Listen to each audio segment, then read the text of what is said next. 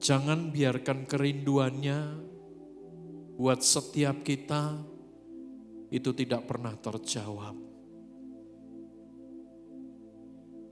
Justru ketika Bapak Ibu mengalami keraguan, disitulah merupakan waktu yang paling penting untuk mengingat betapa Tuhan itu sudah mengasihi, mencintai, menyayangi, dan menanti hidup setiap kita. Walaupun memang secara manusia tidak mudah. Tetapi satu yang mesti kita tahu, kesempurnaannya itu sedang terus membentuk dan menyempurnakan kita. Di tengah kegalauan, di tengah berbagai macam pertanyaan hidup ini, percayalah bahwa pengharapan kepada Tuhan itu tidak akan pernah sia-sia. Pencarian Bapak Ibu kepada Tuhan itu tidak akan pernah sia-sia. Makasih Tuhan, kasih. Terima kasih.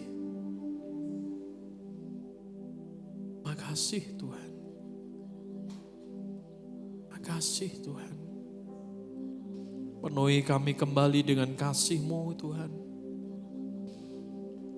Penuhi kami kembali dengan rasa cinta-Mu Tuhan. Penuhi kami Tuhan. Penuhi. Buat setiap kami memiliki rasa haus dan lapar akan Engkau. Yang terus berkelanjutan di dalam hidup kami Tuhan. Bukan hanya pada waktu kesesakan. Bukan hanya pada waktu ada pergumulan. Bukan hanya pada waktu ada proses. Tetapi dalam setiap situasi hidup ini. Biarkan rasa rindu akan Engkau itu terus ada atas kami. Membuat kami menginginkan Engkau bukan hanya untuk menjawab doa kami, tetapi untuk menuntun kami pada jalan-Mu yang benar, sehingga tidak ada waktu yang sia-sia, melainkan semua yang kami lakukan akan senantiasa memuliakan Engkau, membuat Engkau disukakan di atas segala sesuatunya. Dan kami akan mengakhiri hidup kami sebagai hamba yang dimampukan untuk tetap taat dan setia. Sebab kami sadar hidup kami bukan karena kuat dan gagah kami, tapi semua oleh karena anugerah-Mu Tuhan. Inilah keberadaan kami Tuhan. Inilah hidup kami. Kalau boleh sekali lagi kami berkata di hadapan-Mu, jangan pernah Engkau biarkan kami sendiri Tuhan. Dan jangan pernah ambil Roh-Mu dari hidup kami. Sebab ini waktu di mana kami terus memerlukan intervensi-Mu, kedaulatan-Mu di dalam hidup kami. Di tengah-tengah kegelapan akan dunia ini. Kau yang akan buat kami sebagai terang. Oleh karena itu Tuhan, jangan pernah tinggalkan kami. Jangan pernah Engkau biarkan kami berjalan sendiri Tuhan. Tuntun kami, tolong kami Tuhan. Makasih Tuhan. Makasih. Kau yang mengetuk hati kami siang hari ini Tuhan. Dan biarlah kami membuka pintu hati kami untuk Engkau berbicara lewat firman-Mu. Dan kami percaya hari ini kami bukan hanya dengar firman-Mu saja, tetapi kami mengalami kemerdekaan di dalam kebenaran firman-Mu itu Tuhan. Makasih Tuhan, makasih. Kau jamah kami, Kau sentuh kami, Kau perbarui kami Tuhan. Dan kami gak mau lewatkan waktu ini bersama dengan Engkau. Makasih Tuhan. Bersyukur. dalam nama Tuhan Yesus Kristus. Amin. Saya akan ajak Bapak Ibu terlebih dahulu melihat dari Ibrani Fatsal yang ke-10. Ibrani Fatsal yang ke-10. Saya akan bacakan dari ayat yang ke-35. Ibrani Fatsal yang ke-10, ayat yang ke-35. Saya akan mulai bacakan buat Bapak Ibu saudara sekalian. Sebab itu, janganlah kamu melepaskan kepercayaanmu, karena besar upah yang menantinya. Sebab kamu memerlukan ketekunan, supaya sesudah kamu melakukan kehendak Allah, kamu memperoleh apa yang dijanjikan itu. Sebab sedikit, bahkan sedikit waktu lagi, sangat sedikit waktu lagi, dan Ia yang akan datang sudah akan ada tanpa menangguhkan kedatangannya. Tetapi orangku yang benar akan hidup oleh iman, dan apabila ia mengundurkan diri, maka aku tidak berkenan kepadanya. Tetapi kita bukanlah orang-orang yang mengundurkan diri dan binasa, tetapi orang-orang yang percaya dan beroleh hidup. Kalau saudara baca dari ayat yang ke-35, jelas dikatakan di sini bahwa kita ini diberikan sebuah peringatan, diberikan sebuah warning, bahwa jangan sampai kita ini melepaskan akan kepercayaan kita. Kepercayaan kita kepada siapa? Ya tentu saja kepada Tuhan. Nah saudara, kita tidak bisa bilang bahwa oh gampang kok. Saudara, kita lihat beberapa kali di Alkitab, orang yang bermegah dengan kekuatannya akhirnya jatuh saudara. Walaupun Tuhan beri kesempatan lagi. Salah satu yang paling, kalau saudara mungkin paling mudah kita lihat adalah Petrus saudara. Bagaimana ketika pada waktu itu dia seolah-olah mau membelakan gurunya itu. Dia berkata, apapun terjadi aku gak bakal tinggalkan engkau. Dan ini kita harus ngerti loh saudara. Bahwa kepercayaan kita ke Tuhan itu akan terus dan terus dan terus diuji. Makanya kalau hari ini saudara sedang mengalami sebuah situasi di mana saudara berkata, Tuhan itu apa nyata ya? Tuhan itu apa benar ada sih? Tuhan apa memberkati hidupku? Tuhan apa menyertai hidupku? Siang hari ini saya berdoa saudara. Saudara boleh tanya apapun itu. Tapi satu yang saya mau pesan. Jangan pernah engkau lepaskan kepercayaanmu akan Tuhan. Karena pada waktunya firman Tuhan berkata, aku akan menerima upah. Upah bukan hanya bicara tentang harta duniawi, tetapi upah di sini berbicara tentang sebuah kehidupan yang ada dalam jaminan Tuhan. Dalam segala macam bentuk yang Dia mau lakukan buat hidup kita. Dan itu harus terjadi. Cuman masalahnya kan begini, untuk kita percaya itu tidak mudah. Nah lebih lanjut lagi firman berkata, sebab kamu memerlukan ketekunan, supaya sesudah kamu melakukan kehendak Allah, kamu memperoleh apa yang dijanjikan itu. Nah rupanya saudara, kita ini membutuhkan kepercayaan yang tidak lepas di dalam hidup kita, supaya apa?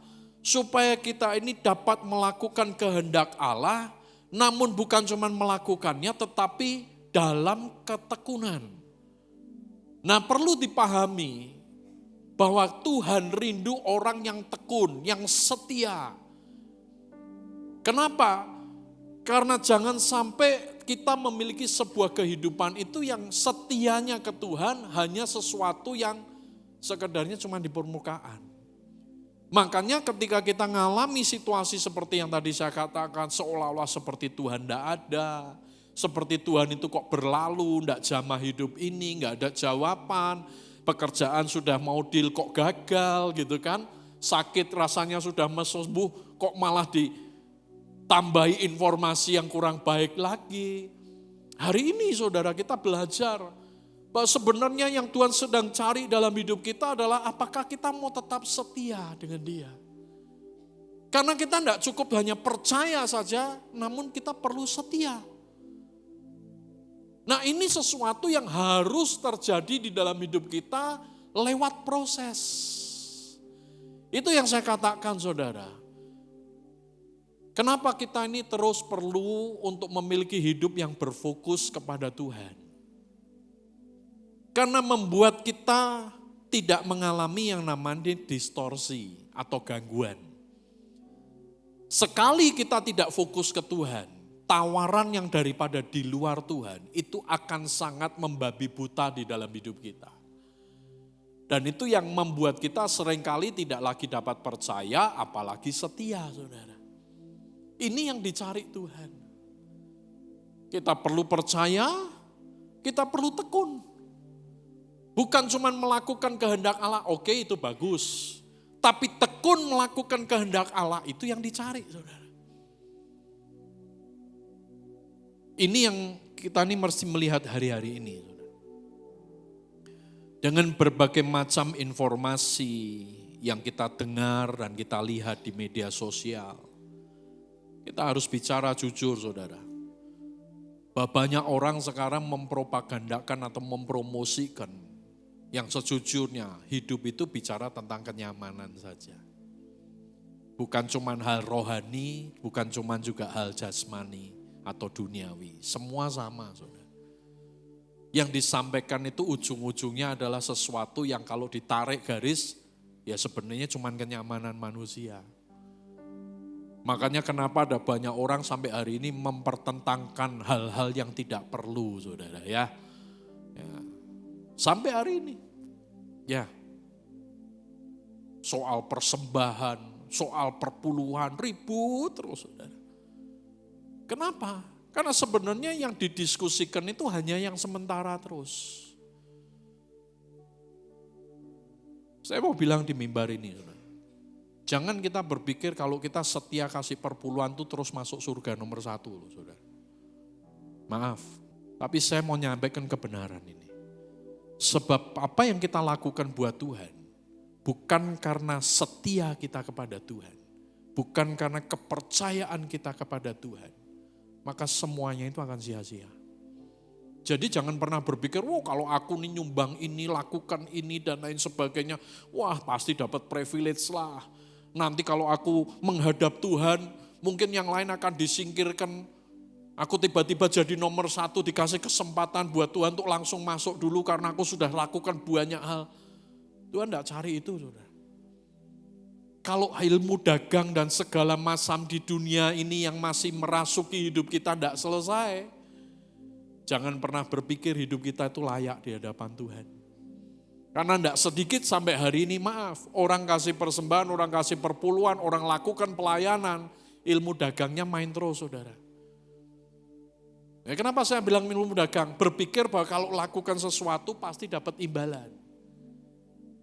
Berpikir kalau sudah ngerjakan sesuatu, oh Tuhan berjanji gak pernah melewatkan, janjinya betul. Tapi masalahnya urusan Tuhan janji menggenapinya kapan itu urusan Tuhan. Bukan bagian kita untuk terus meneror, mengingatkan gitu kan. Apalagi kita mengkomplain apa yang kita sudah pernah kerjakan, kita berkata, aku Tuhan, tiap kali bangun pagi. Jam 3 pagi aku sudah bangun, yang lain belum bangun, aku sudah nyembah. Aku sudah setia Tuhan. Apapun kau mau tak kerjakan. Masalahnya yang dilihat Tuhan adalah yang kita lakukan itu murni enggak? Tulus enggak? Kita kerjakan semuanya itu karena rasa cinta kita akan Tuhan? Atau sebenarnya ada sebuah agenda di balik kesetiaan yang tanda kutip itu? Kita sedang menanti akan imbal balik yang kita maui, saudara. Saya berdoa saudara sebagai umat Tuhan hari-hari ini dengan situasi yang sedang terjadi atas bangsa kita ini. Justru kita ini makin kuat dengan Tuhan. Iman kita ini makin kuat kita ngikut Tuhan terus makin murni, makin tulus. Pencarian kita kepada Tuhan itu bukan lagi dengan ilmu dagang. Tapi kita tahu bahwa Tuhan yang sudah menyelamatkan hidup kita, Dia bayar lunas hidup kita. Dan sudah seharusnya dan sewajibnya hidup kita ini memuliakan akan Dia. Dalam segala sesuatunya, tanpa hitungan untung dan rugi. Apalagi kalau kita bicara soal pelayanan. Berulang kali di tempat ini saya sampaikan ke seluruh tim pelayan, baik full timer ataupun non full timer, para leader yang ada, saya bilang tidak ada yang namanya pelayanan itu tanpa pengorbanan. Kalau kamu pelayanan cari untung, jangan pelayanan. Kerja sekuler aja. Karena kita melayani Tuhan, itu sebenarnya ada sebuah mandat dan kepercayaan yang kita tidak akan pernah bisa ambil itu.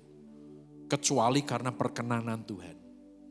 Nah, kenapa kok itu terjadi? Karena sebenarnya Tuhan memberikan privilege untuk kita bisa melayani Dia.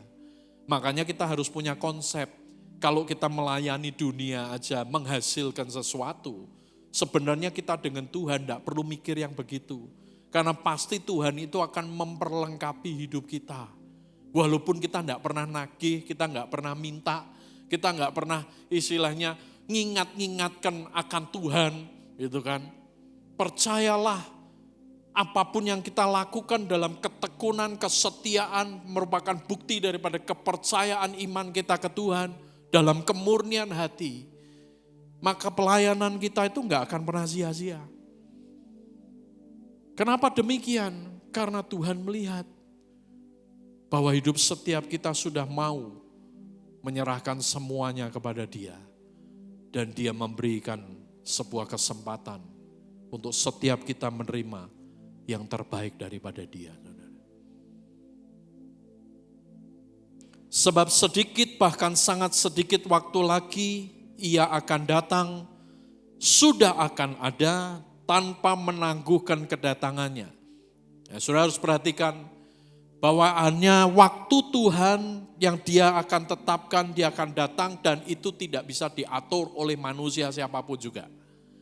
Makanya hati-hati ya, karena ini kemarin mulai heboh, katanya nanti September tanggal 23 atau 25 itu akan ada rapture atau apapun lah. Ya, saya guruan sama teman saya, ya. Nah, teman saya ngasih informasi seperti itu. Saya bilang, wah lah aku September ulang tahun nih. Ada saudara saya juga ngirim link yang sama. Ya kan, dia kirim link saya tentang khotbah itu. Saya godain dia. Wah, eman-eman motor anyarmu, saya bilang. Karena dia habis beli mobil baru, saudara. Terus dia ngomong, oh ya bener ya. Buat saya bilang, ngapain ngurusin yang begituan? Mau trompet ditiup, mau apa ditiup, terserahlah. Yang penting hidup ini didapati berkenan ke Tuhan. Itu aja. Saudara ngurusin kayak begituan, maaf ya. Mungkin ada dari saudara yang mendengar hal tersebut, terus kemudian sudah berkata, oh kalau gitu aku tak tinggal di Getsemani aja lah. Supaya nanti kalau rapture aku dapat sebuah kesempatan paling awal untuk diangkat gitu kan. Kalau di sini pun saudara tidak lakukan apa yang Tuhan mau, hidup kita sembrono, ya jangan pernah mikir itu terjadi, saudara. Karena buat Tuhan, Tuhan cuma ingatkan, nak, aku bakal datang loh. Tunggu aja, aku pasti datang loh. Yang Dia ingatkan kita itu untuk apa? Dia mengingatkan untuk kita ini mempersiapkan hidup ini loh, saudara. Supaya benar-benar ketika Dia datang, kita siap. Itu yang menjadi sebuah hal penting buat kita. Lebih lanjut firman Tuhan berkata, tetapi orangku yang benar akan hidup oleh iman. Dan apabila ia mengundurkan diri, maka aku tidak berkenan kepadanya. Perhatikan saudara. Ada sebuah penekanan yang diberikan di dalam firman Tuhan ini. Bahwa hati-hati jangan pernah melepaskan yang namanya kepercayaan kita kepada Tuhan. Sebab kenapa? Kepercayaan kita yang kita lepaskan itu ibarat orang yang mengundurkan diri dari hadapan Tuhan. Nah, Tuhan tidak mau itu terjadi dalam hidup setiap kita. Makanya di ayat 38 firman Tuhan dikatakan dengan begini, tetapi orangku yang benar akan hidup oleh iman. Ya perhatikan, tidak akan pernah ada iman yang benar kalau kita tidak pernah menjadi orang yang benar. Saudara, saudara mau berkata, wah aku imani kok, penyakitku sembuh, oh aku imani kok hutangku lunas. Oh aku imani kok rumahku ngontrak, minggu depan aku dapat rumah baru. Kalau hidup kita enggak benar, iman itu enggak ada gunanya, saudara. Makanya yang kita perlu tekankan dalam hidup kita adalah, firman berkata, tetapi orangku yang benar. Ini yang dicari Tuhan. Itu yang saya katakan, jangan ngurusi hal-hal yang tidak membuat kita menjadi benar. Ya, rapture lah, ya kan, nanti apalah, investasi apalah, nyiapkan inilah, nyiapkan itulah. Buat saya begini loh saudara, kalau itu memang benar yang dari Tuhan, artinya benar-benar kita ngerti, terkonfirmasi, semuanya itu murni dari Tuhan, enggak apa-apa kerjakan. Tapi kalau itu hanya sekedar sebuah ya hal-hal yang membuat kita menjadi bias, lebih baik tinggalkan. Karena kita boleh siapkan apapun, tapi kalau kita tidak didapati sebagai orang yang benar di hadapan Tuhan, maka semuanya itu akan menjadi sia-sia. Apa orang benar? Siapa orang benar? Orang benar itu adalah orang yang mau terus membawa dirinya berfokus kepada Dia dan melakukan apa yang Dia mau, bukan atas kehendak dia, tetapi atas kehendak Tuhan di dalam dirinya. Saya akan ajak saudara melihat satu tokoh di dalam Alkitab yang menurut saya mungkin ini jarang sekali dibahas. Tapi saya melihat ini satu orang punya hidup yang luar biasa, bahkan dari kehidupannya itu ada benih yang diwariskan. Ada kebenaran yang diimpartasikan, saudara. Kisah Para Rasul, Fatsal yang ke-6. Kisah Para Rasul, Fatsal yang ke-6. Pada masa itu, ketika jumlah murid makin bertambah, timbullah sungut-sungut di antara orang-orang Yahudi yang bermasa Yunani terhadap orang-orang Ibrani, karena pembagian kepada janda-janda mereka diabaikan dalam pelayanan sehari-hari. Berhubung dengan itu, ke-12 rasul itu memanggil semua murid berkumpul dan berkata, kami tidak merasa puas karena kami melalaikan firman Allah untuk melayani meja.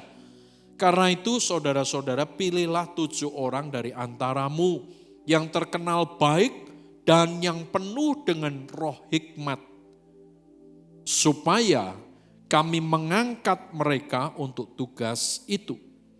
Dan supaya kami sendiri dapat memusatkan pikiran dalam doa dan pelayanan firman. Usul itu diterima baik oleh seluruh jemaat, lalu mereka memilih Stefanus, seorang yang penuh iman dan Roh Kudus, dan Filipus, Prokorus, Nikanor, Timon, Parmenas, dan Nikolaus, seorang penganut agama Yahudi dari Antioquia. Mereka dihadapkan kepada rasul-rasul, lalu rasul-rasul itu pun berdoa dan meletakkan tangan di atas mereka. Dan firman Allah makin tersebar, dan jumlah murid di Yerusalem makin bertambah banyak, juga jumlah besar imam menyerahkan diri dan percaya. Saudara, kalau kita melihat di bagian ini, kita mengerti bahwa ada 7 orang yang dipilih pada waktu itu untuk melayani akan meja atau melayani orang-orang, ya pelayanan di diakonia lah saudara, yang membutuhkan. Nah dari ke-7 orang ini firman Tuhan dikatakan bahwa usul itu diterima baik oleh seluruh jemaat, ayat yang ke-5. Lalu mereka memilih Stefanus, seorang yang penuh iman dan Roh Kudus. Dari 7 orang, hanya ada satu pribadi yang dimention di firman Tuhan ini. Yaitu Stefanus, orang yang penuh iman dan Roh Kudus. Kita tahu bahwa kemudian Stefanus melayani dengan begitu luar biasa, saudara. Tapi kita juga mengerti bahwa di dalam keluar biasaannya dalam pelayanan itu, dia harus mengalami yang tidak nyaman di dalam dirinya. Dimulai dari kemudian di mana dia harus menerima cemooh, cacian, gosip, pencurigaan dan lain sebagainya. Itu harus terima. Pertanyaannya, ketika dia mengalami itu, ayat yang ke-8 sampai 15 nanti sudah boleh baca di rumah. Judul perikopnya adalah tuduhan terhadap Stefanus. Pertanyaannya, apakah kemudian Stefanus mengundurkan diri? Padahal gak nyaman loh saudara. Dia pelayanan, ya. Tapi dia terima aniaya. Banyak orang sekarang mau pelayanan karena berpikir yang namanya pelayanan itu enak, nyaman. Makanya saya bilang kalau kita melayani Tuhan tidak pernah punya konsep bahwa pelayanan itu pengorbanan. Maka itu adalah sebuah hal yang bertentangan dengan firman Tuhan. Apalagi pelayan mimbar. Jujur saya terus terang sedih saudara. Kalau pelayan mimbar itu sekarang mikirnya soal mamon terus saudara. Serius. Bagaimana mungkin seorang pelayan mimbar, pemain musik, maaf ya saudara, kalau ada di sini yang sedang kerjakan itu tolong doa sungguh-sungguh lah. Hari Senin sampai hari Sabtu kamu main di kafe. Minggu pelayanan di gereja. Kalau ditanya kenapa kok begitu? Ya saya kan butuh makan Pak. Akhirnya yang jadi pelayanan itu cuma sekedar sebuah kembang kehidupan saja. Bukan jadi fokus. Makanya nggak aneh kalau ada beberapa pemain musik itu kalau sudah terlalu banyak main lagu sekuler, itu nanti di gereja bisa aja nyanyinya salah saudara. Ngambil nadanya salah saudara gitu kan. Kenapa? Ya karena sebuah hal yang tertancap itu bukan yang dari Tuhan terus. Ya saya bilang kembali saudara. Stefanus dipanggil pelayanan.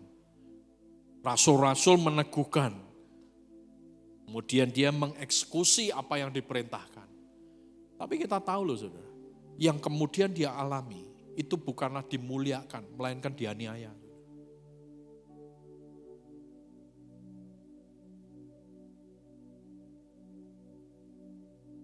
Tapi dia tidak mundur. Dia tidak nyerah. Dia tidak berkata, kayaknya waktuku sudah selesai. Terima cacian, terima tuduhan.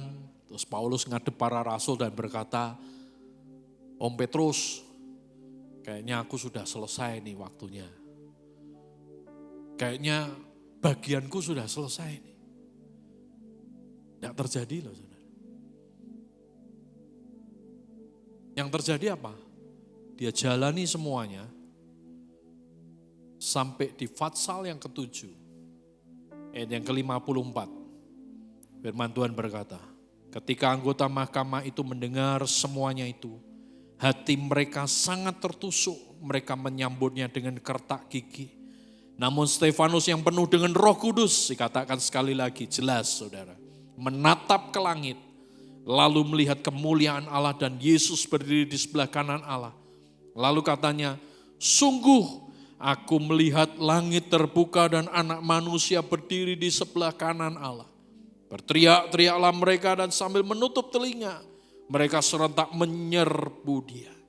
Mereka menghalau dia keluar kota dan melemparinya dengan batu.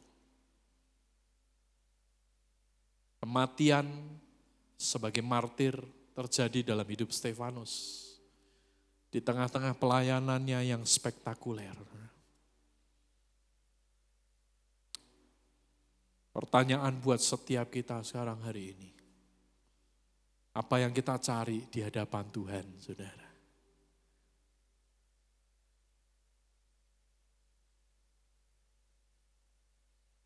kehidupan yang nyaman, kehidupan yang paling enak, dan kemudian berpikir nanti kalau masuk surga tempatnya juga yang paling enak. Menurut saya, nanti kita akan ketemu dengan Stefanus ini, saudara. Dan kita tahu dia akan mendapat porsi yang terbaik. Kenapa saya katakan demikian? Karena kita tahu bahwa sebenarnya yang dijalani oleh Stefanus itu bukan karena kuat dan gagah dalam dirinya.